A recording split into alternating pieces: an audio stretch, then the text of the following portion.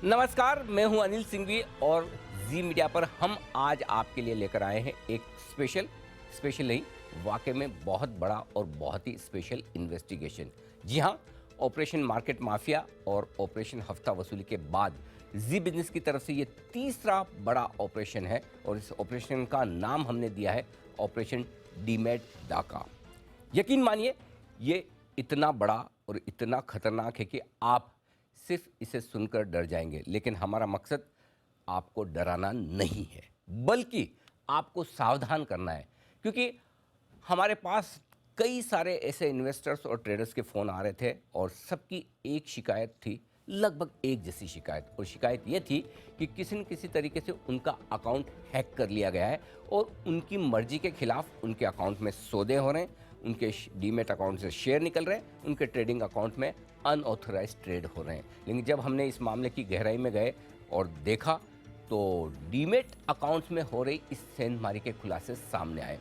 आगे हम इस तरह के मामले को परत दर परत आपके सामने रखेंगे और वो हर बात आपको बताएंगे कि किस तरह से आपका डीमेट खाता हैकर्स के निशाने पर है, हैकर्स की मॉडस ऑपरेंडी क्या है, किस तरह से वो पूरे आपके डीमेट अकाउंट को अपने कब्जे में लेते हैं और आपकी कौन सी वो लापरवाही हो सकती है जो आपके डीमेट अकाउंट में हैकर्स को एंट्री करने का रास्ता दे देती है। और साथ ही आगे हम आपको हैकर्स के शिकार हुए कुछ लोगों की आप बीती भी सुनाएंगे। यकीन मानिए, अब यहाँ से अगला 1 घंटा आपके जीवन का बेहद अहम हिस्सा होने जा रहा है। हम आगे बढ़ें इससे पहले एक सबसे बड़ी बात, और वह बात जो हमने इस पड़ताल के दौरान महसूस की है, जिसे आपको साझा करना हम बहुत ज़रूरी समझते हैं। हमारी इन्वेस्टिगेशन में इस बात का खुलासा हुआ है कि आप चाहे कितने भी पढ़े लिखे हों, आप चाहे कितने भी होशियार हो और आप चाहे कितने भी समझदार हों, लेकिन शेयर मार्केट के ये लुटेरे आपसे 2 कदम आगे हैं। जी हाँ, पहली कहानी एक रिटायर्ड सरकारी अधिकारी की, जिसे बैंकिंग से लेकर सेबी और शेयर बाजार के सभी नियमों, गतिविधियों की कार्यशैली की पूरी जानकारी है। पढ़े लिखे हैं और बैंकिंग सेक्टर का गहरा अनुभव रखते हैं और 40 साल से ज़्यादा का गहरा अनुभव उनका स्टॉक मार्केट का है। लेकिन दिन दहाड़े उनके डीमेट अकाउंट में डाका डालकर उनके पोर्टफोलियो से सारे के सारे शेयर लूट लिए जाते हैं और वो करीबन करीबन 1.5 करोड़ रुपए गंवा बैठते हैं। जी हाँ, आपने सही सुना, 1.5 करोड़ रुपए। और सिर्फ ऐसा उन्हीं के साथ नहीं हो रहा। आप सोचेंगे कि रिटायर्ड अधिकारी हैं, पुराने हैं, टेक्नोलॉजी के बारे में कम जानते समझते होंगे, लेकिन बाजार के बारे में सब कुछ जानते समझते, लेकिन उनके साथ ऐसा हो सकता है। तो फिर ऐसा नहीं है। जो यंग टैलेंटेड आईटी प्रोफेशनल, जिनको आप जानते समझते हैं कि उन्हें हम सबसे ज़्यादा समझ होती है इन सब की, हैकिंग की, गैजेट्स की, मोबाइल्स की, लैपटॉप की, पासवर्ड्स की, ओटीपीज़ की, ये भी इन डकैतों से नहीं बच पाए। जिसे सब कुछ समझ हो, उसके बावजूद उनके अकाउंट में भी ऐसी हैकिंग हो जाती है। और आज हमारे साथ एक ऐसे ही व्यक्ति और हैं जिनके अकाउंट को हैक करके उनके पोर्टफोलियो में 36 लाख रुपए का चूना लगा दिया गया है और वो कुछ भी नहीं कर पाए, जबकि वो खुद स्वयं आईटी प्रोफेशनल है। और जैसे जैसे हमारी पड़ताल आगे बढ़ी, कुछ और चौंकाने वाले खुलासे होते हुए हमारे सामने नजर आए। आमतौर पर सोसाइटी में फाइनेंशियली होशियार माने जाने वाले, समझदार माने जाने वाले, वेल एजुकेटेड प्राइवेट सेक्टर के एम्प्लॉयज़ जो टैक्स डिपॉजिट से लेकर रिटर्न्स को लेकर, टैक्स सेविंग से लेकर सारी गुणा गणित को अच्छी तरह से जानते हैं, लेकिन शेयर बाजार के इस डकैतों से वो खुद को नहीं बचा पाए। डीमेट के डकैतों से उनके खाते में भी डाका डालकर बड़ी पोर्टफोलियो रकम लूट ली गई है। तो ये कुछ ऐसे आज मामले हैं जो हम आपके सामने रखेंगे। अब सबसे बड़ी बात यह है कि जब ये मामले इस तरह के सामने आते दिख रहे, तो हमने सोचा कि क्यों ना इसे गहरे में जाकर पड़ताल की जाए कि क्या हुआ है, क्यों हुआ है, कैसे हुआ है। अब आप समझ गए, मामला तो बड़ा है, कैसे कैसे लोगों को लूटा गया है, और ये लिस्ट और भी बड़ी है, और भी लंबी है, समय की सीमा है, इसलिए कुछ सैंपल्स हम आपके सामने, कुछ लोगों को ऐसे आपके सामने रख रहे हैं जो आपको अपनी आप बीती बताएंगे। लेकिन हो सकता है शायद आप में से भी किसी के साथ ये हुआ हो, क्योंकि हमें जो पता चला है, हमें जो सोर्सेज बता रहे हैं, पुलिस सोर्सेज, वो बता रहे हैं कि ये लिस्ट काफ़ी लंबी है। लेकिन होता है कि कुछ डर होता है, कुछ सामाजिक संकोच होता है, और कुछ ये भी कि सही प्लेटफॉर्म पर बात नहीं रखने का फ़ायदा क्या है। इसलिए कई सारे ऐसे इन्वेस्टर्स और ट्रेडर्स हैं जो अपनी आप बीती बताना नहीं चाहते। लेकिन मामले की गंभीरता को देखते हुए हमने इस पूरे मामले को टीवी के पर्दे पर लाने का ये फैसला किया है, क्योंकि आमतौर पर इस तरह के वित्तीय और बाजार से जुड़े जटिल मामले न्यूज़ चैनल की सुर्खियाँ नहीं बन पाते हैं।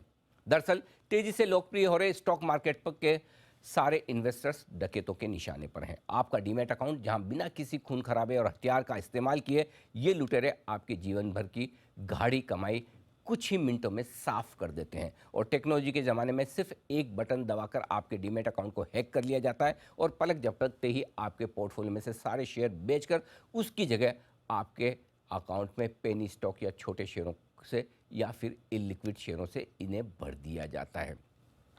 अब मैं आपको बताऊं कि जब इस तरह के बड़े मामले हो रहे हैं, इस तरह के सीरियस मामले हो रहे हैं, तो हमारा फ़र्ज़ है कि आपको ये बताया जाए, समझाया जाए कि जी बिज़नेस के दर्शक किसी भी तरह से इस तरह की हैकिंग का शिकार ना हो। इसके लिए हमने सबसे पहले ये पड़ताल की कि ये करते कैसे हैं, क्या करते हैं और कैसे करते हैं, और उसके बाद जो खुलासे हमारे सामने आए, आप यकीन मानिए आपके पैरों के तले से ज़मीन खिसक जाएगी। हमारी पड़ताल में इस बात का खुलासा हुआ है कि शेयर बाज़ार के ये लुटेरे बेहद आसानी से आपके डीमैट अकाउंट का कंट्रोल हासिल कर लेते हैं और यकीन मानिए कि आपकी एक छोटी सी लापरवाही इनका रास्ता साफ कर देती है। आइए तो मैं सबसे पहले आपको सुनवाता हूं और दिखाता हूं वो तरीका जिसके जरिए ये हैकर्स आपका अकाउंट हैक करते हैं। सबसे पहले आपका हैकर आपके फ़ोन नंबर पर फ़ोन करेगा। आपका जो भी फ़ोन है, अपने ब्रोकर के पास आपने जो रजिस्टर्ड फ़ोन नंबर रखा है उस पर फ़ोन आता है। अब आप किसी एरे गेरे का फ़ोन तो लेंगे नहीं, किसी अननोन नंबर से फ़ोन आएगा तो आप उठाएंगे नहीं। इतने समझदार तो आप सब हैं, बिल्कुल हैं। तब एक ऐप है, उस ऐप का नाम है एनी कॉलर। ये वेब बेस्ड ऐप है और एनी कॉलर में होता ये कि अगर आप किसी भी और का नाम इस्तेमाल करके किसी और फ़ोन नंबर से फ़ोन करें, लगेगा ये आपकी स्क्रीन पर उसका नाम आएगा। फ़र्ज़ करें मैं अपनी वाइफ को फ़ोन कर रहा हूँ, राइट, अपने फ़ोन नंबर से, लेकिन अगर मैंने एनी कॉलर के नाम से वो वेब का वो ऐप का इस्तेमाल करके फ़ोन किया और अगर मैं ये दिखाना चाहता हूँ, मैं नहीं, मेरे बेटे के फ़ोन नंबर से फ़ोन आ रहा है, तो उसके फ़ोन नंबर पर जब फ़ोन आएगा तो उन्हें दिखेगा बेटे का नाम, न कि मेरा नाम, जबकि फ़ोन करने वाला मैं हूँ। ये ऐप बहुत सालों से चल रही है और बहुत लोग उसका मज़े मज़े के लिए इस्तेमाल करते हैं, लेकिन इन हैकर्स ने और डकैतों ने इसका इस्तेमाल आपके डीमैट अकाउंट को लूटने के लिए किया है। कैसे? अब आपका मोबाइल है, आपके मोबाइल में आपका जो ब्रोकर है उसका नंबर रजिस्टर्ड होगा, उसका नंबर आपने सेव करके रखा होगा। जो भी XYZ ब्रोकर के पास आपका अकाउंट है, आप हमेशा उसका नंबर आप सेव करके रखते हैं। अब ये हैकर किसी और नंबर से फ़ोन करते हैं, लेकिन दिखाते ऐसे कि फ़ोन उस ब्रोकर के ऑफिस से आ रहा है। जी हाँ, ध्यान से सुनिएगा, फ़ोन किसी और नंबर से करेंगे, लेकिन वो आपके मोबाइल डेटा का कंट्रोल करके ऐसे दिखाएंगे जैसे कि आपके ब्रोकर के ऑफिस से आपको फ़ोन आ रहा है। अब जाहिर सी बात है, ब्रोकर का ऑफिस आपको फ़ोन करेगा, आप उठाएंगे, बात करेंगे। अब देखिए स्मार्टनेस इनकी, करते क्या है, जैसे आप फ़ोन उठाएंगे, आप XYZ बोल रहे हैं, जी हाँ, आपका हमारे यहाँ अकाउंट है, जी हाँ, आपके डीमैट अकाउंट पे ये एड्रेस दिया है, आप ही का है, जी हाँ, ये ईमेल आईडी फ़ोन नंबर आप ही का है, जी हाँ, आप सब कंफर्म करेंगे। और उसके बाद आपको और कॉन्फिडेंट करने के लिए वो ये बताएंगे कि देखिए आपके डीमैट अकाउंट में ये सारे शेयर हैं। तो आप बोलेंगे अरे वाह, मेरे शेयर तो या तो मुझे ही पता है या मेरे ब्रोकर को ही पता है, और आप बिल्कुल निश्चिंत हो जाएंगे कि हाँ, फ़ोन ब्रोकर के ऑफिस से। ये ऐसे ही ना, जब अगर कोई आपको बैंक अकाउंट के नाम से फ़ोन करे और ये कहे कि आपका ये बैंक अकाउंट है, ये डिटेल्स है, ये सब है, और साथ में ये भी बता दे आपके पिछले 5 ट्रांजेक्शन ये बैंक बैलेंस है, तो आप मानेंगे ही ना कि उसी बैंक से फ़ोन आया। एग्जैक्टली यही तरीका ये अपनाते हैं, और जब आपको सारे बताते हैं कि देखिए ये आपके अकाउंट में शेयर हैं, तो आप पूरा विश्वास कर लेते हैं, और बस यहीं से इन हैकर्स का खेल शुरू होता है। फिर वो कहेंगे ये आपका जो भी डिटेल्स हैं, इन डिटेल्स में से कोई आपको चेंज करनी है तो मैं तुरंत कर देता हूँ। कोई आपका एड्रेस चेंज करना हो, ईमेल आईडी चेंज करना हो, फ़ोन नंबर चेंज करना हो, और जैसे आप कहेंगे हाँ हाँ कर दीजिए, अगर कई बार होता है ना कि आपकी ईमेल एड्रेस चेंज हो गई, आप कहते हैं चलिए ठीक है, सामने से ही फ़ोन किया है, कर देता हूँ। और जैसे आप ये कहेंगे कि आइए मेरा ईमेल एड्रेस चेंज कर दीजिए या मेरा कॉरेस्पॉन्डेंट एड्रेस चेंज कर दीजिए, और जैसे ही वो चेंज करने की बात आप करते हैं, वो कहेंगे कि आपके पास एक OTP आएगी, बस ये OTP आप मुझे दे दीजिएगा ताकि मैं आपका अकाउंट अपडेट कर दूं। और वही सबसे बड़ी गलती होती है, जैसे ही आपने OTP शेयर की और बस उसके बाद आपके अकाउंट का पूरा कंट्रोल, 100% कंट्रोल उन हैकर्स के पास में, और वो OTP लेते ही फिर वो आपके अकाउंट में पूरा का पूरा आपको कंट्रोल लेकर जो उसको एक्शन लेना वो लेगा। तो पहली सबसे बड़ी चीज़ है कि वो आपको पूरा भरोसा दिलाते हैं एनी वन कॉलर की ऐप से, उसके बाद आपको सारी डिटेल्स लेकर आपको ओटीपी भेजते हैं। अब इनमें से आपके कुछ कुछ लोग ऐसे समझदार भी हैं जो जानते हैं कि ओटीपी देनी नहीं है, या फिर ऐसे लोग भी हैं जो ये कहेंगे नहीं भाई मुझे तो कोई डिटेल्स अपडेट नहीं करनी, मेरी तो जितनी डिटेल्स है वही सही है, मुझे और कोई डिटेल्स अपडेट करने की ज़रूरत नहीं है। तो बोलिए चलिए कोई बात नहीं सर, आपको अपडेट नहीं करनी है, फिर भी मैं आपको आपका केवाईसी अपडेट कर देता हूँ। सारी डिटेल्स यही है क्योंकि रेगुलर तो केवाईसी आपको अपडेट करना ही होता है। तो चलिए मैं आपको एक ओटीपी भेजता हूँ, आपके पुराने डेटा का ही केवाईसी अपडेट कर देते हैं, आपका काम अगले 1 साल के लिए हो जाएगा, 2 साल के लिए हो जाएगा। तब आप सोचेंगे चलो इस फ़ोन पे मैंने 10 मिनट तो लगाए हैं, क्यों फालतू में और टाइम वेस्ट है करें, कभी न कभी तो अपने को केवाईसी अपडेट करना ही होगा, चलो कर लेते हैं। तब वो फिर से आपको एक एटीपी भेजेंगे, ओटीपी भेजेंगे, और जैसे आपने वो ओटीपी उनको दी, आप फिर से इनके शिकार हो जाएंगे। तो इस पड़ताल में हमें जो जानकारी मिली है वो बिल्कुल साफ साफ है कि हैकर्स पूरी तरह से आपके अकाउंट की ओटीपी लेकर आपका अकाउंट का कंट्रोल करने की कोशिश करते हैं। ये दूसरा तरीका है। अब तीसरा तरीका इससे और ज़्यादा खतरनाक है। ये सुनकर तो आपके होश उड़ जाएंगे कि इस तरीके में आपसे ओटीपी ही नहीं मांगी जाती। अब आप ये सोचेंगे कि बिना ओटीपी के भी अगर हमारा अकाउंट हैक हो सकता है तो फिर करें तो क्या करें। अब पहले ये तरीका समझिए कि किस तरह से ये किया जाता है। कई बार ये होता है कि आपने कई लंबे समय से अपना अकाउंट इस्तेमाल नहीं किया, राइट। अगर आपने अकाउंट इस्तेमाल नहीं किया तो होता ही है कि आप कई बार अपना पासवर्ड भूल जाते हैं, और पासवर्ड भूल जाते हैं तो फिर आप जाते हैं फॉरगेट पासवर्ड पर, रीसेट पासवर्ड पर, राइट, क्लिक करते हैं। समझिए आपने जहां डीमेट अकाउंट खोल रखा है या जहां ट्रेडिंग अकाउंट खोल रखा है वहां पर आप रीसेट पासवर्ड पर जाएं या फॉरगेट पासवर्ड पर जाएं, और फॉरगेट पासवर्ड पर जब आप जाते हैं तो आपकी रिक्वेस्ट जाती है उस ब्रोकर को जिसके पास आपका डीमेट या ट्रेडिंग अकाउंट है, राइट। अब ब्रोकर आपको पासवर्ड रीसेट करने के लिए आपको एक लिंक भेजता है, राइट। और ये जो लिंक आता है वो लिंक आपसे कुछ डिटेल्स मांगता है, आपकी basic details, date of birth वगैरह, या कोई ऐसे सिक्योरिटी वाले क्वेश्चंस होंगे कि आपका पहला जॉब कौन सा था, गाड़ी कहाँ थी, आपकी मदर का मेडन नेम क्या, अलग अलग होते हैं। तो वो आप जैसे डिटेल देने की कोशिश करें, आपको वो लिंक भेजा देता है। मज़े की बात क्या है, ब्रोकर ने तो ये लिंक आपको भेज दिया, लेकिन ये हैकर्स इतने स्मार्ट, इतने चालाक, इतने शातिर हैं कि वो लिंक आप तक नहीं पहुंचता, इन हैकर्स तक पहुंच जाता है। और वो हैकर्स फिर वो अपने हिसाब से इन्फॉर्मेशन मांगकर पासवर्ड रीसेट कर लेते हैं, और जैसे रीसेट किया कंट्रोल उनके हाथ में आ जाता है। तो ये दूसरा तरीका है जिसके जरिए आपको ओटीपी भी नहीं मांगी जाती है। अब आप सोचेंगे बिना ओटीपी, और आपको कैसे पता चलेगा कि जो ब्रोकर आपको लिंक भेज रहा है वो आप तक पहुंचा नहीं, और ब्रोकर को कैसे पता चलेगा कि जो लिंक वो अपने क्लाइंट को भेज रहा है वो क्लाइंट को नहीं जाकर वो लिंक जा रहा है हैकर्स के पास में। तो ये तीसरा बड़ा तरीका है जिसके जरिए हैकर्स अपना पूरा का पूरा खेल करते हैं। समझ में आ गया ना, ये हैकर्स कितने बड़े दिमाग वाले शातिर हैं।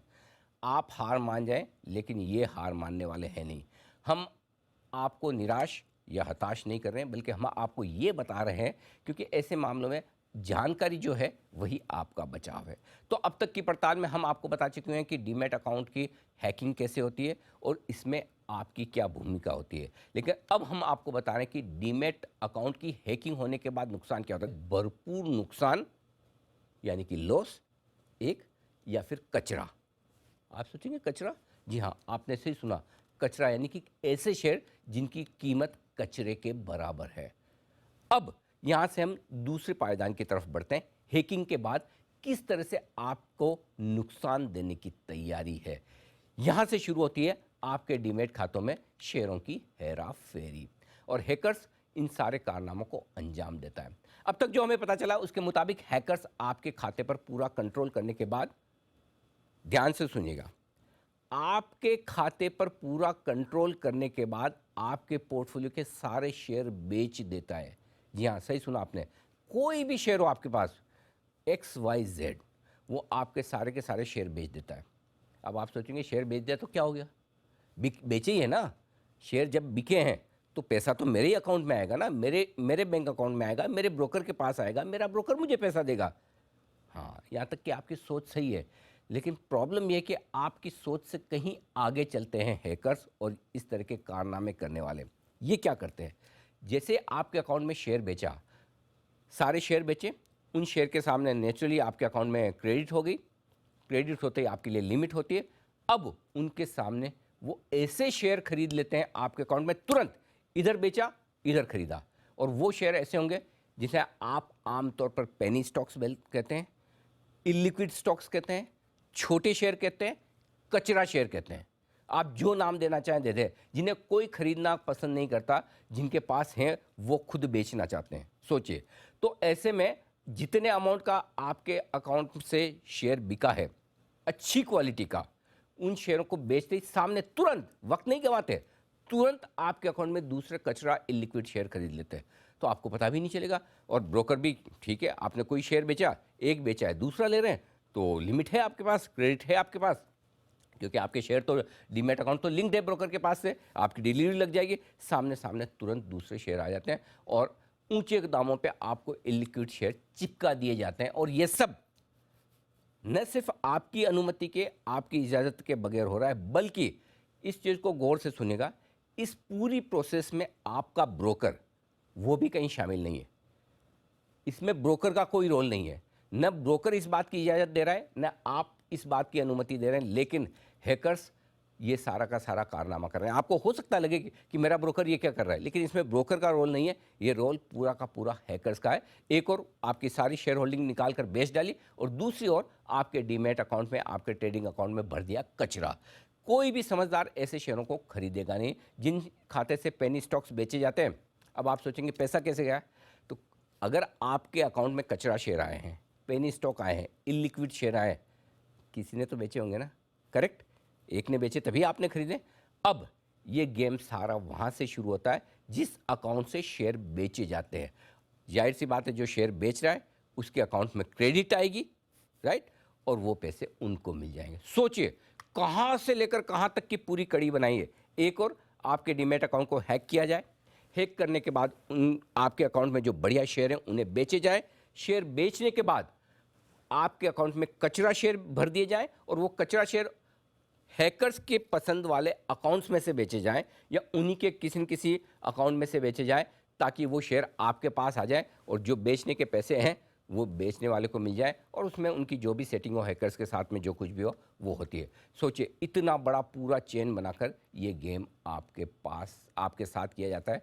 ऐसे में आप चाहें तो भी क्या कर सकते हैं, आप चाहे तो भी इनसे बच नहीं सकते, और चाहे तो भी जो पेनी स्टॉक्स आपके अकाउंट में आ गए उन्हें आप बेच नहीं सकते। तो एक तरीका ये है, और दूसरा तरीका एक और है जिसमें यहाँ पर शेयर बेचे नहीं जाते। लेकिन दो तरीके हैं, एक आपके अकाउंट के अच्छी क्वालिटी के जो भी आपके शेयर उन्हें बेच दिया जाए, कचरा शेयर आपके अकाउंट में डाल दिए जाए।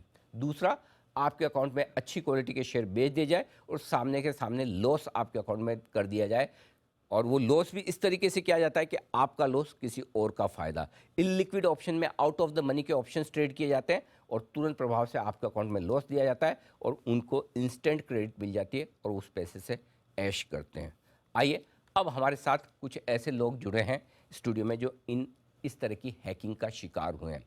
हम उनकी प्राइवेसी का ख्याल करते हुए उनकी पहचान में हम आपको नहीं बताएंगे, हम सिर्फ उनके पेशे से आपका परिचय कराएंगे, जिससे कि आपको समझ में आ जाए कि किस तरह के वो अनुभवी हैं, किस तरह का उनका प्रोफेशन रहा है, और उसके बावजूद वो इस तरह की हैकिंग का शिकार हुए। दो खास मेहमान मेरे साथ में हैं, दीपिका सिंह है और सचिन डेढ़िया साहब है, जो दोनों ही जाने माने साइबर एक्सपर्ट हैं। आज हमने उन्हें इसलिए बुलाया है कि वो इस तरह के पूरे मामलों में हमारी मदद कर पाएँ, और साथ में हमारे साथ तीन खास ऐसे मेहमान हैं जिनके साथ में इस तरह की हैकिंग हुई है।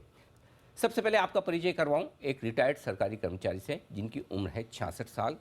दूसरे हमारे आईटी प्रोफेशनल है जिनकी उम्र है 45 साल, और सबसे कम उम्र वाले 37 साल के हमारे साथ एक मेहमान है जो प्राइवेट सेक्टर के एम्प्लॉई हैं। दीपिका जी से और सचिन जी से आप मिल ही चुके हैं। सबसे पहले जो हमारे रिटायर्ड सरकारी कर्मचारी रहे, सीनियर सिटीजन हैं, सरकारी विभागों में काम करने का उनका लंबा और गहरा अनुभव है, और बाज़ार में भी लंबे समय से काम कर रहे हैं। सर, आपकी उम्र 65-66 साल है? 66। कितने साल से बाज़ार में? मैं कम से कम 35 से 40 साल तक ये बाज़ार में हूँ। आपके साथ कब कब क्या क्या कैसे हुआ? एग्जैक्टली जी तो मैं क्या, मेरा एक ब्रोकर का है ना व्हाट्सएप अकाउंट था। व्हाट्सएप अकाउंट से नॉर्मली कॉल नहीं आते। हाँ। लेकिन उस दिन हुआ क्या, हमें 3:30-4 बजे हो गया था। हाँ। उस व्हाट्सएप अकाउंट से मुझे कॉल आया, और जैसा आपने बताया सेम सही तरीके से, वही तरीके से उन्होंने मुझे सब कंफर्म किया, आपका नाम ये है क्या, आपका बर्थ डेट ये है क्या, वगैरह वगैरह। जी तो मैं सब हाँ हाँ बोलते गया। जी। तो उन्होंने बोला कि आजकल बहुत फ्रॉड, उन्हें ये भी बताया मुझे कि आजकल बहुत सब सारे फ्रॉड हो रहे हैं, तो आप जरा KYC कंफर्म करेंगे क्या? जी। तो मैं बोला ठीक है कर लेंगे, क्योंकि मुझे भी वो करना जरूरी था। तो मैं उसने पूछा सब बैंक अकाउंट ने डिटेल नहीं दिया मेरे को, लेकिन ये अकाउंट है कि तुम्हारा आईडी में अवेलेबल है, दूसरा तुम्हारा बर्थ डेट ये है क्या है, ईमेल आईडी है, बोला सब है। फिर तुमको कुछ चेंज करना, जैसा आपने पूछा चेंज करना है, देखा बोला नहीं मुझे कुछ चेंज नहीं करना है, हाँ ये कंफर्म है। तो एक बोला कि मैं ठीक है ये है, तो इसके लिए कंफर्मेशन के लिए मैं ये ऑफिस ये क्या बोलते हैं उसको उनका उनके अपडेट करने के लिए, अपडेट एग्जैक्टली अपडेट करता हूँ। उसके लिए आपको एक OTP आएगा, OTP आने के बाद मुझे ज़रा दे दो और बाद में वो कंफर्म हो जाएगा। ओके। तो मैं इस बोला में आ गया, 5 मिनट के तो OTP आया, मैं OTP आया, मैं दे दिया उनको। ये 2 जून को हुआ था। 2 जून को, ओके। हाँ ये बात सब मैं भूल गए। हाँ एग्जैक्टली 1 वीक आफ्टर दैट, मुझे 8 जून को ये मेरा अकाउंट में पूरा ट्रांजैक्शन हो गया, धड़ सब सेल हो गया, सब जीरो हो गया मेरा अकाउंट। आपको कब और कैसे पता चला कि आपके अकाउंट से शेयर बिक गए? इसमें मेरा ब्रोकर को ही मानता हूँ, उसने मेरे को इमीडिएटली 3:30-4 बजे 8 जून को मेरे को फ़ोन करके पूछा कि बाबा आपने कुछ ट्रांजैक्शन किया है क्या आज? तो बोला मैं बिल्कुल कुछ किया नहीं आज। तो नहीं आपके ट्रांजैक्शन बहुत ट्रांजैक्शन दिख रहे हैं, ये आपके क्या आपके नाम से हुए? बोला बिल्कुल किया नहीं, आप एक काम करो इसको ब्लॉक कर दो। बोला अच्छा। तो उन्होंने इमीडिएट स्टेप लिया, उन्होंने पहला अपना BSE या NSE को उन दोनों को उनको बताया कि ये ट्रांजैक्शन सही नहीं है जी। उसी के साथ उन्होंने ना उसी दिन शाम को पुलिस को कंप्लेंट कर दिया साइबर सेल में। इसके से हुआ क्या कि वो ट्रांजैक्शन अभी भी होल्ड पे है। ओके। अभी और थोड़ा सा मेरा जानकारी, तो ये तो शेयर बिका, हाँ शेयर तो बिक गया, हाँ, आपके अकाउंट से पैसा, लेकिन इसके अलावा क्या आपके अकाउंट में कुछ शेयर भी खरीदे गए? हाँ, तो वो सेकंड पार्ट में बताता हूँ, थोड़ा जो मेरा जानकारी उस से बताओ जी, कि जो मैं बेचता हूँ उसके इमीडिएटली 100% तो मैं खरीद नहीं कर सकता हूँ, करेक्ट, उसका 30% जो है वो ही ले सकता हूँ। तो उन्होंने वो पेनी अकाउंट जैसा आपने बोला, पेनी अकाउंट लिया, उस टाइम वो पेनी अकाउंट की कीमत थी 35 रुपीज। ओके, 35 रुपए कोई पेनी स्टॉक खरीदा। हाँ जी। और जब मैं पुलिस स्टेशन एक टाइम मुझे गया था तो वो अकाउंट की कीमत 15 रुपये हुई थी तब तक, बस। हाँ 15 क्या, और अब मेरे ख्याल से और कम हुई है, क्योंकि मैं उसमें जानकारी नहीं लेता। 9 रुपए। हाँ तो वो 60% उन्होंने वो ले लिए, बाकी के 40% में क्या हो गया कि वो पैसा मेरे को एक्चुअली मुझे आना चाहिए था, लेकिन उसमें से भी थोड़ा पैसा मेरा ब्लॉक हो गया, क्योंकि उन्होंने क्या किया, शेयर आना ट्रांसफर नहीं किया। तो अब आप ये कह रहे हैं कि आपके यहाँ से गलती जो हुई सबसे बड़ी OTP देने की हुई, लेकिन OTP देने के बाद आपने 2 जून को OTP दिया और फ्रॉड हुआ 8 जून को। 8 जून को बाजार बंद होने के बाद शाम को आपको पता चला, जब आपके ब्रोकर ने आपको फ़ोन करके बोला कि आपके अकाउंट में से तो आपने सारे के सारे शेयर बेच दिए, लगभग 1.5 करोड़ के शेयर थे, आपने सारे बेच दिए। आपने कहा नहीं मैंने नहीं बेचे। तब अचानक से पता चला कि कुछ तो गड़बड़ हुआ है, और ये गड़बड़ी पता चलते ही आपके ब्रोकर ने एक्सचेंजेस को इन्फॉर्म किया। एक्सचेंज ने उस ट्रेड के सारे पे इन और पे आउट रोक दिए। तो जितने शेयर आपके बिके थे उनके सामने जितने आपके खरीद दिए गए उनका पे इन पे आउट रोक दिएगा, और बाद में पुलिस कंप्लेन हुई और ये मामला हुआ। तो बेसिकली जो सबसे बड़ी गड़बड़ जो हुई या गलती आपके यहाँ से हुई, OTP दे देने की हुई। सही, मैं मानता हूँ ये मेरी गलती है। हाँ नहीं ठीक बात है, हम गलती मानेंगे तो हम गलती सुधारेंगे। तो पहली चीज़ ये है कि कहीं भी किसी भी लेवल पर आपको कहीं भी ये चीज़ OTP जो है वो किसी को शेयर नहीं करनी है। तो दीपिका क्या कहेंगे, सबसे पहली और सबसे इम्पोर्टेंट चीज़ ये है कि जान चली जाए पर OTP ना जाए। सर अभी यहाँ पे तो इन्होंने माना कि इन्होंने OTP अपना दिया, बट देर आर वेज जिसपे OTP अगर पर्सन ना भी दे Correct. तो भी OTP रिट्रीव किया जा सकता है। बिल्कुल हाँ, उस पे भी मैं आऊँगा, वो बड़ी इंटरेस्टिंग चीज़ है जी। पहला अगर हम जाए तो जो तकनीक इधर इस्तेमाल की गई थी वो थी सोशल इंजीनियरिंग की। सोशल इंजीनियरिंग, अच्छा इसे जरा समझें। हाँ जी, ये जब इन्होंने इंफॉर्मेशन जो थी परपेट्रेटर साइट को, जालसाज को पता थी, उन्होंने वो इंफॉर्मेशन बता के एक विश्वास दिलाया कि हाँ मुझे आपके बारे में ये पता है। इसकी वजह से जो इतने एक्सपर्ट लोग हैं जिन्होंने इतने सालों तक शेयर मार्केट में किया है, ऑफलाइन और ऑनलाइन दोनों, इससे इनका एक विश्वास आ गया कि ठीक है ये हमारे ब्रोकर के एंड से ही है। करेक्ट। दूसरा, जो इमीडिएट एक्शन नहीं हुआ यहाँ पे, वरना यूजुअली OTP शेयर करने के बाद इमीडिएट एक्शंस होते हैं, तो तभी रिलेशन बनाना आसान पड़ जाता है कि ये एक्शन की वजह से ये रिएक्शन आया है। करेक्ट। तीसरा, जो एक वेरिफिकेशन कॉल ना आना, जब भी हम किसी भी एक लिमिट के ऊपर कोई भी ट्रांजैक्शन करते हैं, बैंक में, डीमैट अकाउंट में, किधर भी, एक वेरिफिकेशन कॉल या मैसेज आना चाहिए। करेक्ट। चौथा, जो इनके ब्रोकर्स थे उनके पास तो इनकी सारी इंफॉर्मेशन है, तो उन्होंने ये देखा कि ऐसी डिवाइस जो इनकी नहीं है वहां से लॉगिन हुआ है, ब्रोकर को थोड़ा तो शक जताना चाहिए था कि ये कैसे हुआ। बिल्कुल, तो ये सारी चीज़ें हैं जो आपके लिए क्वेश्चन मार्क पैदा करती है, और अगर इन चीज़ों पर फोकस किया जाता तो शायद बड़े नुकसान से बचा जा सकता था। आपको बता दूं, 1.5 करोड़ के 1 करोड़ 46 लाख रुपए के शेयर बेचे गए इनके अकाउंट से, और सामने क्या मिला इन्हें? 3,85,000 शेयर 29 रुपये के दाम पर कनानी इंडस्ट्रीज़ के, और जिसे बेचे थे इस कंपनी के प्रमोटर ने। जब बेचे तब 29 रुपये का भाव था, आज भाव 8-9 रुपये के आसपास है। अब आप समझ सकते हैं कि किस तरह से ये पूरा खेल हुआ।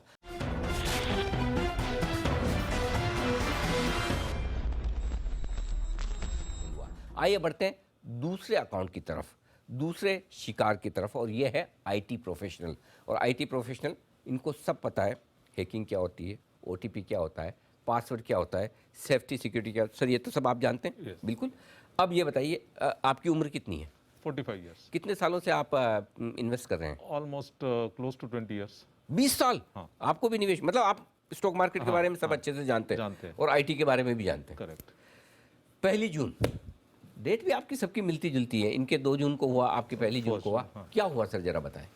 एक्चुअली मैंने सुबह तो ऑलमोस्ट 11:30 तक तो अकाउंट मेरा मैंने मॉनिटर कर रहा था।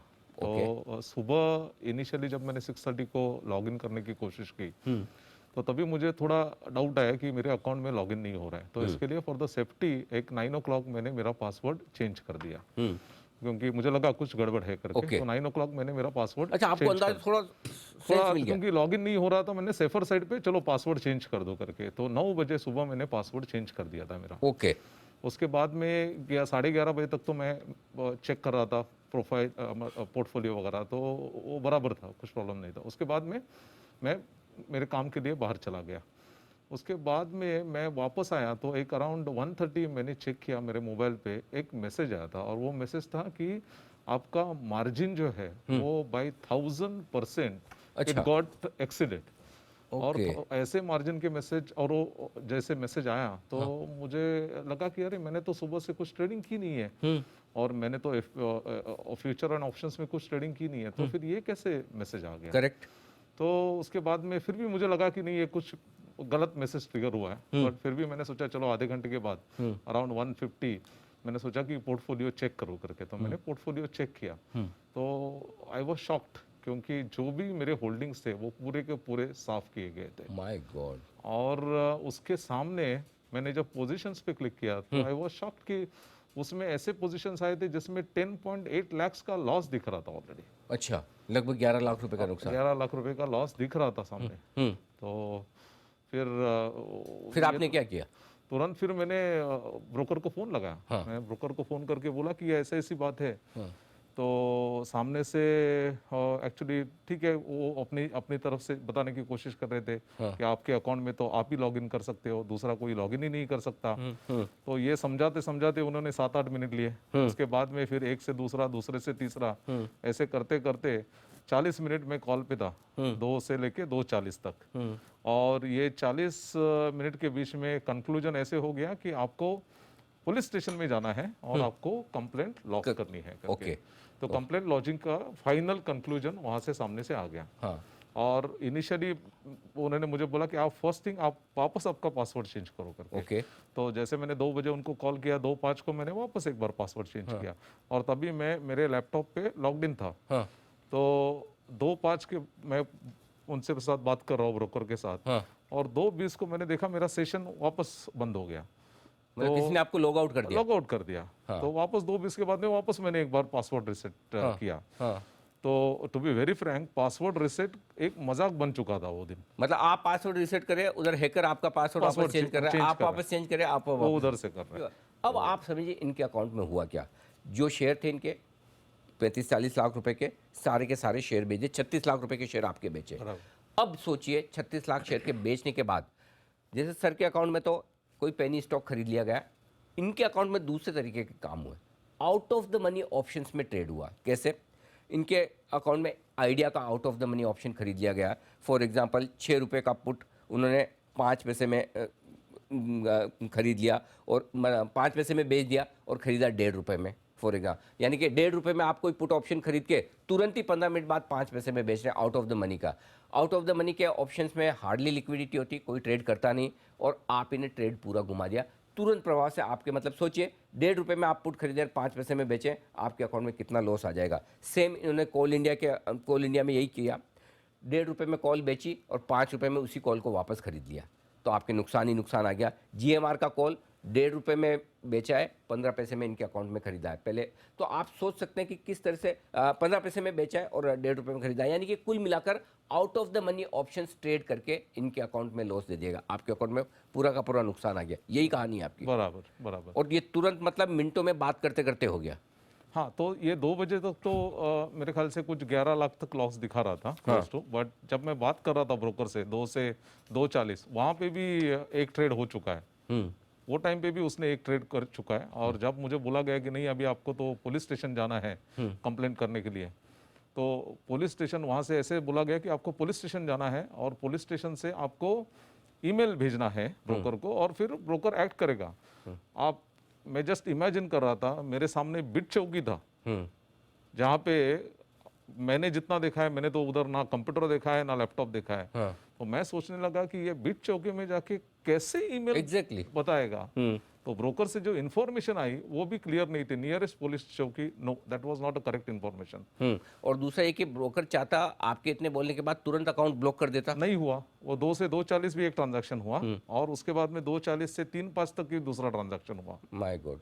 ओह, तो मतलब अगर ब्रोकर थोड़ी सावधानी रखकर अगर ये इस केस में तो मतलब आप क्लियर कट ये है कि इन्हें पूरा अंदाजा है, इन्होंने कोई इन्फॉर्मेशन शेयर नहीं की। सचिन, कुछ भी नहीं किया इन्होंने, तो फिर कैसे हैक हो गया? सामने सामने देख रहे हैं अकाउंट, इनका पासवर्ड बार बार रीसेट हो रहा है, मतलब ये कैसे? जी बिल्कुल, मुझे तो ऐसा लगता है कि हैकर्स जो है वो पूरी प्लानिंग के साथ आए ये डीमैट अकाउंट फ्रॉड करने के लिए। क्योंकि उन्हें पता है कि सामने वाले जो विक्टिम है उनके अकाउंट में कितनी फंड है या कितने पोजीशंस है। जैसे हम रिटायर्ड सर का देख लेंगे तो 1.5 करोड़ था, तो उन्होंने पता किया कि 1.5 करोड़ की बैलेंस है, तो हमें इतना मार्जिन या इतना यूटिलाइज करने मिलेगा। इनके केस में 36 लाख के शेयर्स ऑलरेडी बिक गए। अब मैं तो इनको थोड़ा नसीब वाला मानता हूँ क्योंकि इनकी अलर्टनेस थी, ये भी पासवर्ड रीसेट कर रहे थे, वरना 10 लाख के बदले कम से कम 20-25 लाख रुपए का लॉस करने की पूरी तैयारी करके आए थे हैकर्स। ये तो ये पासवर्ड बीच में रीसेट कर रहे थे क्योंकि आपने नोटिस किया 2:05 में इन्होंने पासवर्ड रीसेट किया, उसके बावजूद भी इनके फिर से पासवर्ड रीसेट हो रहे थे। मतलब हैकर्स की इतनी तैयारी थी कि पासवर्ड रीसेट करने के 2 तरीके होंगे, या OTP जो SMS पे आएगा फ़ोन के ऊपर या ईमेल के ऊपर, तो दोनों में से एक तो कॉम्प्रोमाइज़ करके रखा था। तो ये पासवर्ड रीसेट कर रहे थे फ़ोन के ऊपर और हैकर रीसेट कर रहा होगा ईमेल के ऊपर।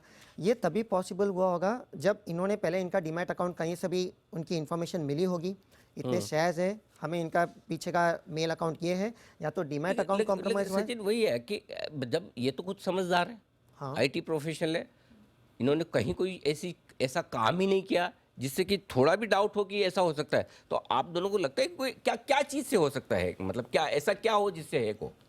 सर देखो, अगर इन्होंने किसी लिंक के ऊपर टिक नहीं किया, ना इन्होंने कोई OTP दी है, ठीक है, तो ये है क्या ब्रोकर के यहाँ से लीक हुआ हो सकता है सर कि ब्रोकर के वहाँ से जैसे एप्लीकेशंस बने, तो एप्लीकेशन कितने सिक्योर है। हाँ। कि एप्लीकेशन के जब हम लोग पासवर्ड रीसेट लिंक मारते हैं, जैसे हम लोग ने यूजर नेम डाल दिया, फॉरगेट पासवर्ड पे टिक किया, रीसेट लिंक कहीं जाती है, तो रीसेट लिंक जहाँ पे जाती है तो हैकर उसको man in the middle attack करके जो रीसेट लिंक जा रही है उसको मैनिपुलेट करके इनके पास ना पहुंच के हैकर के खुद के पास जा सकती है। मतलब वो एक तरीका हो सकता ब्रोकर से जो ईमेल आ रही है वो हैकर्स के पास जा रही है, हाँ, न कि आपके पास। हाँ, और आई थिंक जो हमारे तीसरे व्यक्ति हैं हमारे साथ जो पीड़ित हैं इस मामले में, वो खुद एक प्राइवेट एम्प्लॉई हैं, और आई थिंक आपके भी ऑनलाइन जो ट्रेडिंग प्लेटफॉर्म्स हैं, आप दोनों के अकाउंट एक ही जगह है, राइट? तो आपके साथ क्या हुआ जरा बताइए। और आप कितनी उम्र आपकी, कब से आप मार्केट में हैं? सर मेरी उम्र 36 ईयर्स है। पहले तो मैं first of all thank you करूँगा जी बिज़नेस का, और अनिल जी आपने हमें इतना इम्पॉर्टेंट चीज़ आपने उठाई यहाँ पे। सर देखिए, हम लोग अपनी सैलरी का बहुत छोटा छोटा पार्ट सेव करके ये शेयर्स खरीदते हैं। हम लोग डे टू डे ये ट्रेडिंग नहीं करते हैं। पिछले 4-5 साल 6 साल से हमने ये शेयर्स को जो इकट्ठे किए हैं, वो हैकर ने 2 मिनट में हमारे प्लेटफॉर्म को यूज़ किया और उसने पूरी इक्विटीज बेच दी। My God. और ये सारे स्क्रिप्ट्स वो बेचे हैं जो कि ऐसे रेट्स पे हमने बाय किए थे, विच इज़ वेरी, मतलब मुझे नहीं लगता उसका लॉस इजीली है बताना आज की तारीख में। अब मैं बताता हूँ इस हैकर ने क्या किया कि 11:07 पे मेरे ब्रोकर से नोटिफिकेशन आना स्टार्ट होता है कि आपके शेयर्स सेल हो रहे हैं। अच्छा।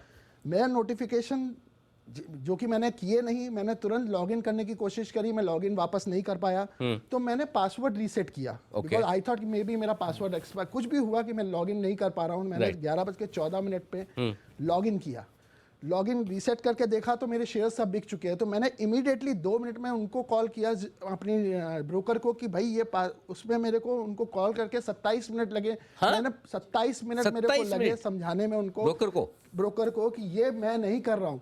इवन कॉल के दौरान मैं उनको बोल रहा हूँ ये ट्रेड मेरे हो रहे हैं, इसको आप इसमें ये मैं नहीं कर रहा हूँ। तो यहाँ पे तो मैं फर्स्ट ऑफ ऑल मैं बताऊंगा कि ब्रोकर को यहाँ पे स्टॉप करना चाहिए था। एब्सोल्युटली। तो आपके दोनों के केस में ये क्लियर कट केस है कि ब्रोकर को तुरंत ब्लॉक करना चाहिए। मेरे केस में 40 मिनट।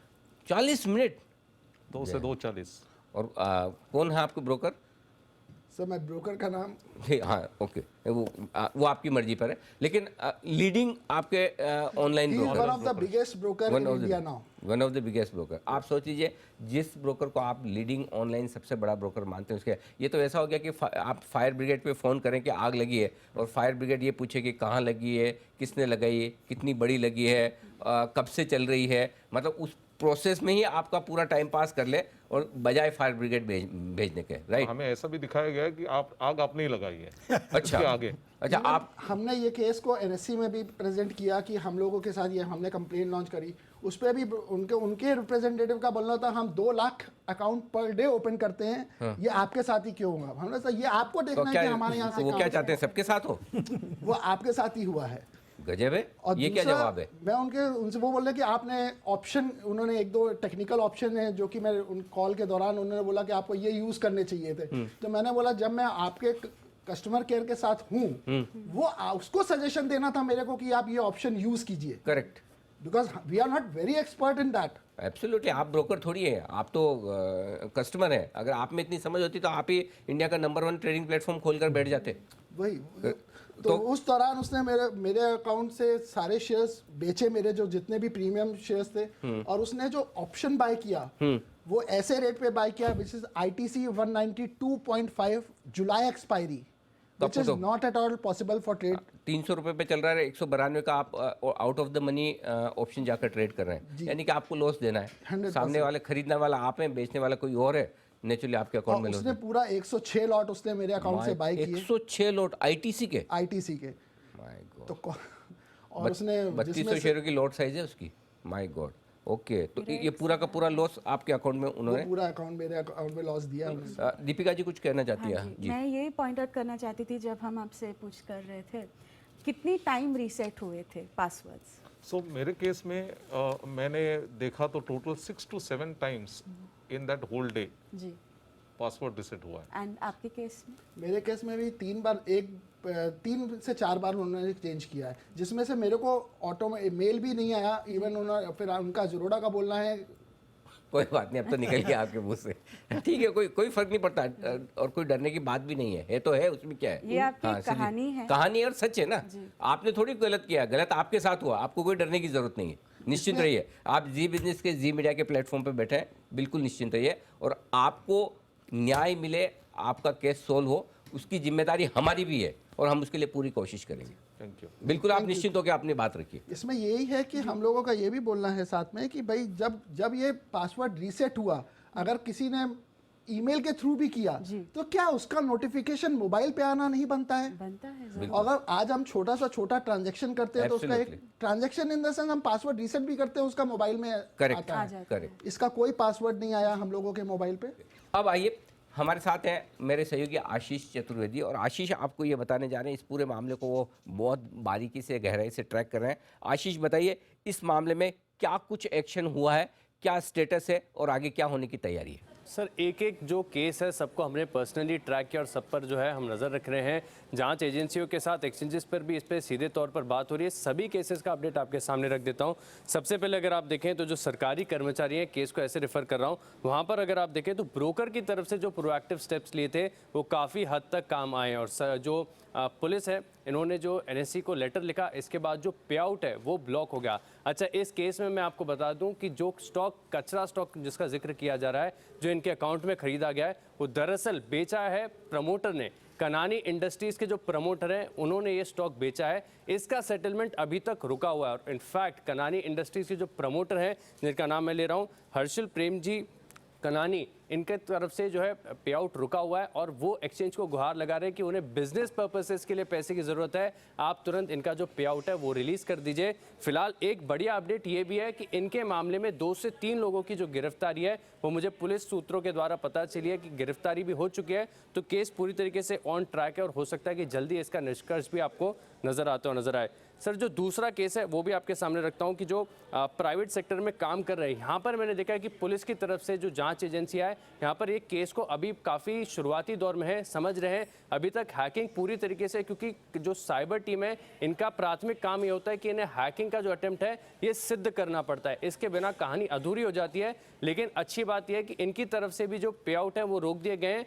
एक्सचेंजेस को पूरी तरीके से जानकारी है और एक्सचेंजेस भी जल्द जो काउंटर पार्टी है, क्योंकि ऑप्शंस के ट्रेड हुए हैं और ये दोनों ही खातों में सिमिलर अपडेट है कि दोनों खातों में जो ऑप्शंस के ट्रेड हुए हैं, इनकी काउंटर पार्टी कौन है, इसकी जो डिटेल्स है वो एनएससी यानी जो एक्सचेंज है वो साइबर सेल को देगा, पुलिस को देगा। इसके बाद इनके केवाईसी बाहर निकले जाएंगे और फिर हो सकता है कि आगे जाकर इन दोनों मामलों में आपको गिरफ्तारियां भी नजर आएँ।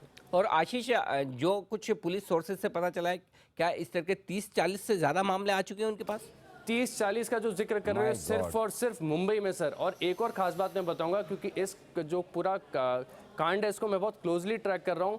अभी जो हमारे पास केसेस हैं इनमें क्या हुआ कि आपने होल्डिंग्स बेच दी और इसके बदले आपने आउट ऑफ द ऑप्शन जो मनी ऑप्शन है उन्हें ट्रेड किया है या फिर कचरा स्टॉक खरीद लिए गए हैं। 1-2 केसेस ऐसे भी मेरे रडार पर आए हैं सर, जहां पर सीधे के सीधे एक स्टॉक बेच दिए और अकाउंट का जो नेट बैंकिंग अकाउंट है वो बदल कर, फोन नंबर बदलकर पूरा का पूरा पैसा साफ कर लिया गया। अच्छा, बैंक अकाउंट से भी? बैंक अकाउंट भी हो रहा है। माय गॉड, गजब। अच्छा, अब इसमें एक चीज़ और बताएं, जो यहाँ 2 अकाउंट हैं जिनमें 2 लोग ऐसे हैं जिनके अकाउंट में एक शेयर आया है। आपकी होल्डिंग बेचने के बाद जो शेयर उनके अकाउंट में आया वो है कनानी इंडस्ट्रीज़, राइट सर? आपके अकाउंट में भी कनानी इंडस्ट्रीज़ आया, आप में से भी किसी का आया है। अच्छा, आपके ऑप्शंस क्या है? कुछ केसेस हमारे पास ऐसा है जिनके अकाउंट में कनानी इंडस्ट्रीज़ आया। अब जरा इस कंपनी की कहानी भी सुन लीजिए। ये इसलिए सुनाना जरूरी ताकि एक नेक्सस क्या है, क्या ये पता लगाना पुलिस का और एक्सचेंजेस का और सेबी का काम है कि क्यों एक ही कंपनी के शेयर खरीदे जा रहे हैं अब उनके अकाउंट के शेयर बेचने के बाद। तो आशीष, जरा बताइए इस कंपनी के बारे में डिटेल्स, और क्या वाकई में इस कंपनी के ही शेयर लगातार बेचे जा रहे हैं? बिल्कुल सर, इसी कंपनी के। और इनफैक्ट 2 जो पीड़ित ऐसे हैं जो मेरे साथ में कांटेक्ट में हैं, एक अपनी सुरक्षा की चिंता के चलते हमारे साथ शो पर नहीं आए, लेकिन जानकारी उन्होंने पूरी दे दी। दरअसल जो प्रमोटर ने शेयरों की बिकवाली की, अब इस शेयर का ट्रेंड भी अगर आप देखें तो बहुत इंटरेस्टिंग है। पेनी स्टॉक है, 8-10 रुपए के आसपास ट्रेड किया करता था, जो एक तरफा तेजी के बाद बढ़कर 42 हो गया। आपको तारीख बताता हूँ, 20 मई को 42 का इस स्टॉक ने पीक बनाया और लगातार अगर आप देखें तो प्रमोटर जो है, जिनका नाम मैंने लिया कि हर्षिल कनानी साहब जो हैं, ये लगातार बेचते जा रहे हैं। 2 मई को 32 रुपए का भाव था, यहाँ से देखें फिर 42 की जो है पीक टच की। लेकिन शेयरों की बिकवाली का क्रम अगर आप देखें तो लगातार प्रमोटर की तरफ से जो सप्लाई है वो होती नजर आ रही है। 30 जून को करीब 8,70,000 शेयर जो है वो बेचे गए। 8 जून को, जिसमें जो 2 पीड़ित हैं हमारे सामने, इनमें से एक हैं, इनके जो अकाउंट से खरीदे गए उन्हीं की तारीख में बताऊं 26 लाख शेयरों का जो सौदा हुआ था, यहाँ पर ये सौदा पूरी तरीके से रुका हुआ है, क्योंकि खरीदने वाले कह रहे हैं कि हमने ये शेयर बिल्कुल भी नहीं खरीदा है, हैकर ने खरीदा है। और प्रमोटर की तरफ से ये 26 लाख शेयरों की जो बिकवाली हुई है, ये बिकवाली अगर आप देखें तो 6 जून को भी हुई, 20 मई, 18 मई, 9 मई, लगातार प्रमोटर जो है बिकवाली करते जा रहे हैं। इनकी हिस्सेदारी अगर आप देखें तो करीब 63%, 64% थी, जो 10% से घटा दिए 53% के आसपास आ गई है। लगातार ये बिकवाली कर रहे हैं। और जो 8 जून को इनका जो सौदा हुआ है, इसमें सभी जो दोनों जो पीड़ित हैं उनसे मेरी बात भी हुई है उनसे, तो उन्होंने कहा कि ये स्टॉक उन्होंने नहीं खरीदा, हैकर ने खरीदा, और इसका सेटलमेंट भी देखें तो फिलहाल रुका हुआ है। सोचिए, एक तिमाही में प्रोमोटर्स की स्टेक 10% कम हो जाती है, और ये 30 जून, 8 जून, 6 जून, 20 जून, 18 जून और 9 जून, इन अलग अलग डेट में जो भी ट्रेड हुए हैं, इन ट्रेड्स की भी जांच होनी चाहिए। सारे आप सोचिए कौन सा ऐसा प्रमोटर है जो अपनी कंपनी का शेयर रोज बेचने को तैयार है, और ऐसे लोग और खरीदने वाले वो लोग हैं जो जानते भी नहीं। सर कभी पहले नाम सुना था कनानी इंडस्ट्रीज का? बिल्कुल नहीं।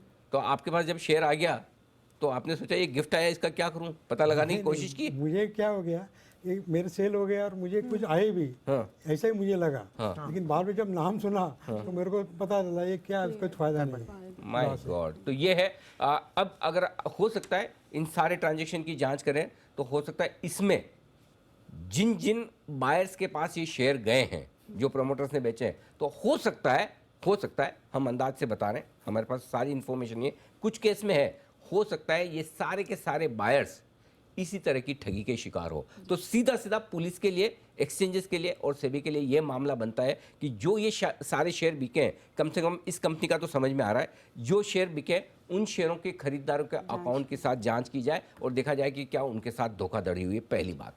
दूसरी बात, जिन लोगों के अकाउंट में आउट ऑफ द मनी के ऐसे ऑप्शंस ट्रेड करके सेम डे लॉस दिया जा रहा है, यानी कि आप आइडिया का ट्रेड कर लें, 1.5 रुपये में बेचे 5 पैसे में खरीदें, साफ नजर आता है कि एक अकाउंट में लॉस और दूसरे अकाउंट में प्रॉफिट करने की तैयारी है। इस तरह के ट्रेड्स की जांच तुरंत प्रभाव से एनएसई को और सेबी को करने की जरूरत है, ताकि जिन अकाउंट में आउट ऑफ द मनी के प्रॉफिट या लॉस अनएक्सपेक्टेड अचानक से हो रहे हैं, आप तो सर रोज out of the money option वगैरह ट्रेड भी नहीं करते, आप तो इन्वेस्टर हैं, अचानक से आपके अकाउंट में एक दिन सारे ट्रेड हो जाते हैं और लॉस आ जाता है, ये एबनॉर्मल है, राइट। और आजकल तो इतने सॉफ्टवेयर हैं, इतना सब कुछ है टेक्नोलॉजी कि पता लगाया जा सकता है, तो ये करने की ज़रूरत है। अब इस पूरे मामले में हम जो चाहते हैं, हम क्या चाहते हैं कि जो कुछ इन 3 लोगों के साथ हुआ है या जो कुछ 40-50 लोगों के साथ हुआ वो किसी और के साथ ना हो, और इसीलिए हम कुछ मांगे इस वक्त रखने जा रहे हैं क्या होना चाहिए। 2 चीज़ है, एक तो ये कि फ्रॉड होने के पहले फ्रॉड ना हो इसके लिए क्या करने की ज़रूरत है, ये सबसे बड़ी मांग है। तो सबसे पहली चीज़ तो ये कि अगर कोई भी क्लाइंट नए लोकेशन से या नए डिवाइस से लॉगिन करे, जैसा कि गूगल में होता है, राइट, तो आपको तुरंत अलर्ट आता है। तो अगर कोई नए डिवाइस से लॉगिन कर रहा है तो ब्रोकर की जिम्मेदारी है, जो बड़े बड़े दावे करते हैं कि हम सबसे ज़्यादा नंबर ऑफ़ अकाउंट्स रखते हैं, हम टेक्नोलॉजी के मामले में नंबर 1 हैं, ये हैं वो हैं, कम से कम आप इतना तो करिए कि अगर कोई नए लोकेशन से नए डिवाइस से लॉगिन हो रहा है तो उनको अलर्ट भेजें। जब गूगल कर सकता तो कोई और क्यों नहीं, करेक्ट सर? पहली चीज़। दूसरी बात, डीमेट अकाउंट खोलते वक्त ही, चलिए हमारे यहाँ कुछ लोग तो ऐसे हैं जो समझते हैं, लेकिन सारे लोग समझते नहीं। आप 50 पेज का रिस्क डिस्क्लोजर डॉक्यूमेंट साइन करवाते हैं, हर एक पेज पे 4-4 साइन, हाथ दुखने लग जाए। लेकिन क्या कभी ये सोचा है कि जो नए डीमेट अकाउंट खुल रहे हैं या नए ट्रेडिंग अकाउंट खुल रहे हैं उनको एक साइबर सिक्योरिटी की कोई हल्की फुल्की ट्रेनिंग दी जाए कि आपके अकाउंट को आपको कैसे मेंटेन करना है। ऑनलाइन वीडियो कॉल पे बिना कुछ मिले जुले आजकल अकाउंट खोलने की जो मतलब होड़ मची है ना ब्रोकर्स के बीच में कि बस खोलो अकाउंट, जैसे भी खुले खोलो, किसका खुल रहा है, क्यों खुल रहा है, कैसे खुल रहा है, उसकी कितनी समझ है, इससे किसी का कोई लेना देना नहीं है। तो ब्रोकर्स की को ये ज़रूरी है कि उनकी साइबर सिक्योरिटी की ट्रेनिंग दी जाए। इसके अलावा नेक्स्ट जो है, ब्रोकर्स और एक्सचेंज की ये उनका ये दायित्व है कि निवेशकों की जागरूकता के लिए अभियान चलाए, लेकिन न सिर्फ अभियान चलाएं बल्कि ये अभियान असरदार होना चाहिए। अब आजकल होता है क्या है, सारे म्यूचुअल फंड्स, ब्रोकर्स, एक्सचेंजेस, उनको अभियान चलाना है कहीं और ऐसी जगह जिसका कोई असर नहीं, जाकर वो क्रिकेट के बीच में ऐड दिखाएंगे जिससे किसी का भला नहीं होने वाला है। जहां जिन इन्वेस्टर्स को बताने की ज़रूरत है, प्लीज़ आप उनके बीच में जाइए, उन्हें समझाइए कि वो कैसे जागरूक हों। क्रिकेट के बीच में ऐड चलाने से किसी का भला नहीं होगा, ना आपका होगा न इन्वेस्टर्स का होगा। जहां एक्शन होना चाहिए, जिस जगह जाकर आपको ग्राउंड लेवल पर समझाना चाहिए वो समझाएं, तभी जाकर इसकी बात होगी। और इसके अलावा ये सारा जो कुछ है ये नाम के लिए नहीं, काम के लिए होना चाहिए। असरदार तरीके से सही प्लेटफॉर्म पर आप ये करें, ये ज़्यादा ज़रूरी है ताकि फ्रॉड ना हो। अब आइए, फ्रॉड होने के पहले की तो ये बात हुई, फ्रॉड होने के बाद क्या, ये ज़्यादा इंपॉर्टेंट है कि अब जब हो गया तो आप तुरंत क्या करें। सबसे पहली चीज़ तो ये कि ब्रोकर्स और एक्सचेंजेस दोनों को इस तरह के फ्रॉड से निपटने के लिए हॉटलाइन बनानी चाहिए। ये नंबर वो होने चाहिए जो सीधे कोई भी क्लाइंट डायरेक्टली एक्सचेंज को भी कर पाए और ब्रोकर को भी कर पाए। ये नॉर्मल कॉल सेंटर से अलग होना चाहिए। ध्यान से सुनिएगा, नॉर्मल कॉल सेंटर में एक से दूसरी जगह आप घूमते फिरें। आप क्रेडिट कार्ड के केस में, डेबिट कार्ड के केस में देखिए, जैसे आप कहते हैं ब्लॉक क्रेडिट कार्ड, आपकी तुरंत कनेक्टिविटी होती है, राइट? उसका एक अलग नंबर है या कनेक्टिविटी फास्ट है, नहीं कि आपको 10 मिनट तक म्यूजिक सुनवा रहे हैं। इसी तरह की आपकी एक हॉटलाइन ब्रोकर और एक्सचेंज के साथ होनी चाहिए। न सिर्फ ब्रोकर बल्कि एक्सचेंज के साथ भी डायरेक्ट क्लाइंट एक्सचेंज को फ़ोन करके बोल सके कि मेरा अकाउंट ब्लॉक करने की ज़रूरत है, मेरे अकाउंट में फ्रॉड होने के चांसेस दिख रहे हैं। एक्सचेंज भी कर सकता है, ब्लॉक ही तो करना है, अनब्लॉक थोड़ी करना है। तो ये एक्सचेंज भी करे, ब्रोकर भी करे, एक हॉटलाइन बनाए। शिकायत मिलते ही पहला काम तुरंत प्रभाव से ब्लॉक। अब ब्लॉक से अनब्लॉक करने में वक्त लगता है, उसमें कई बार प्रोसेस हुआ। एक सिस्टम ऐसा होना चाहिए टेम्परेरी ब्लॉक।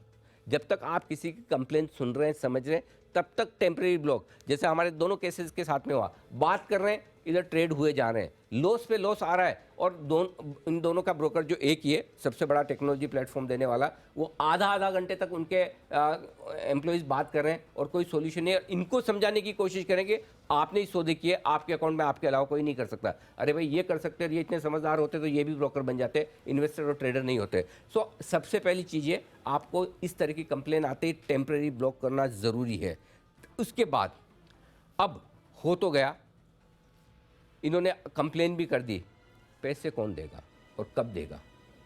न्याय समय से न मिले वो भी अन्याय है। निवेशकों के फंसे हुए पैसे तुरंत मिले।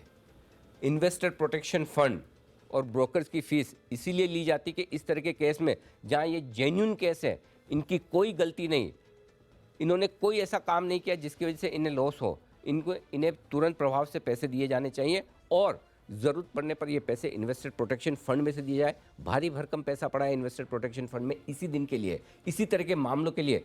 आप इन्हें दें और उसके बाद कानूनी लड़ाई लड़ें, और कानूनी लड़ाई लड़ने की जिम्मेदारी इनकी नहीं होनी चाहिए। ये नौकरी करेंगे या कानूनी लड़ाई लड़ेंगे, ये कानूनी लड़ाई लड़ने के लिए एक तरीका होना चाहिए, चाहे वो ब्रोकर्स लड़े, चाहे एक्सचेंज लड़े। पुलिस के पास जाने का जो सिस्टम है, एक बार इनकी कंप्लेन होने के बाद हर रोज़ अगर ये पुलिस स्टेशन के चक्कर काटेंगे तो ना अपना बिजनेस कर पाएंगे, ना अपना काम कर पाएंगे। एक्सचेंजेस, ब्रोकर्स और डिपॉजिटरी इस मामले में सक्षम है, समझदार हैं, ज़्यादा ताकतवर हैं, पैसे वाले हैं। उनके पास एक सिस्टम होना चाहिए, एक लीगल सेल होना चाहिए जो इस तरह के मामलों को कानूनी तौर पर और पुलिस के सामने लेकर जाए और इनके बिहाफ पर लड़ें। और अगर आप ऐसा करें तो कोई एहसान नहीं कर रहे हैं, ये आपके कस्टमर्स हैं, ये क्लाइंट हैं। अगर ये डीमैट अकाउंट खुलवा रहे हैं, ये ट्रेडिंग अकाउंट खुलवा रहे हैं और आपके पास ट्रेड कर रहे हैं, तो आपका ब्रोकिंग हाउस चल रहा है, तो आपका डिपॉजिटरी चल रहा है, तो आपका एक्सचेंज चल रहा है। और अगर इनके लिए आप लड़ते हैं तो कोई आप इन पर एहसान नहीं करेंगे, इनका हक है। ये हमारी मांग है पूरे सिस्टम से और इस सिस्टम में जुड़े हुए सारे लोगों से। आप दोनों का तो धन्यवाद है ही, आप हमें गाइड कर रहे हैं। आप तीनों का मैं ख़ास तौर से दिल से धन्यवाद देना चाहता हूं कि आपने ऑलरेडी, आप इतनी मुश्किल में हैं, आपको नुकसान हुआ है, आपके अकाउंट हैक हुए हैं, आपके पैसे गए हैं, फिर भी हमारी रिक्वेस्ट पर आप आए और सबसे बात की। और देखिए, हम हमारी तरफ से स्टोरी कर सकते थे, लेकिन अगर आप आकर बात नहीं करते तो उस स्टोरी में वो वजन नहीं होता, क्योंकि आपने वो भुगता है। और आज भी, और मेरी रिक्वेस्ट यही थी इन सब लोगों से कि आपके साथ जो हुआ वो हुआ, अब दूसरों के साथ ना हो, दूसरे कैसे सावधान रहें, इसलिए आप बाकी लोगों के लिए आइए। आप सब चाहते थे कि आपकी आइडेंटिटी मैं ना बताऊं, इसलिए हमने आपकी आइडेंटिटी नहीं बताई है, हमने सिर्फ आपका परिचय दिया कि क्या करते हैं क्या नहीं, ताकि आपको एक आइडिया लगे। लेकिन आपने अपनी तरफ से एक अच्छा नागरिक होने की जिम्मेदारी निभाई है। ये इसके लिए मैं आपको बहुत बहुत बधाई देता हूँ, धन्यवाद देता हूँ कि आपने इतनी तकलीफ़ दी। और सर के तो फैमिली में काफ़ी इश्यूज़ थे, काफ़ी दिक्कतें थी, उसके बावजूद वो आए कि नहीं, मैं चाहता हूँ कि जो मेरे साथ हुआ वो किसी और के साथ ना हो। और हम भी यही चाहते हैं, इस मामले को उठाने के पीछे जी बिजनेस की यही इच्छा है, यही उद्देश्य है, यही मकसद है कि जो कुछ हो रहा है उससे पहले हमें सावधान रहना है, और हमारे साथ ना हो, हमारे आसपास ना हो, हमारे मिलने जुलने वाले या किसी भी और के साथ ना हो, इसके लिए हमें सारी सावधानियां रखनी है। तो ये बहुत ज़रूरी है कि इन्वेस्टर से लेकर ब्रोकर्स, ब्रोकर से लेकर एक्सचेंज तक के लेवल पर ये सारी और डिपॉजिटरी के लेवल पर ये सारी अब हमें जो दिक्कतें हैं इनको दूर करने की ज़रूरत है, सिस्टम चुस्त दुरुस्त करने की ज़रूरत है और लोगों को जागरूक करने की ज़रूरत है, ताकि इस तरह के फ्रॉड्स और ना हो।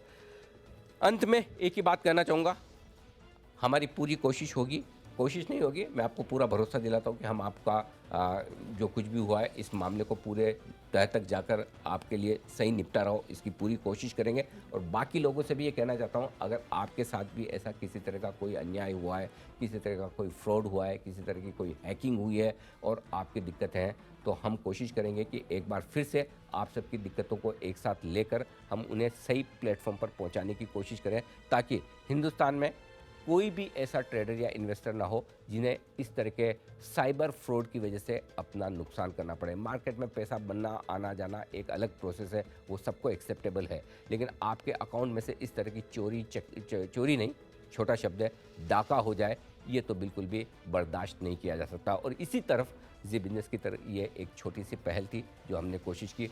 मैं उम्मीद करता हूँ इस हमारी कोशिश से काफ़ी लोगों में जागरूकता आएगी और लोग कम से कम इस तरह के फ्रॉड का शिकार होंगे। यही हम शुभकामना कर सकते हैं। बहुत बहुत धन्यवाद। नमस्कार।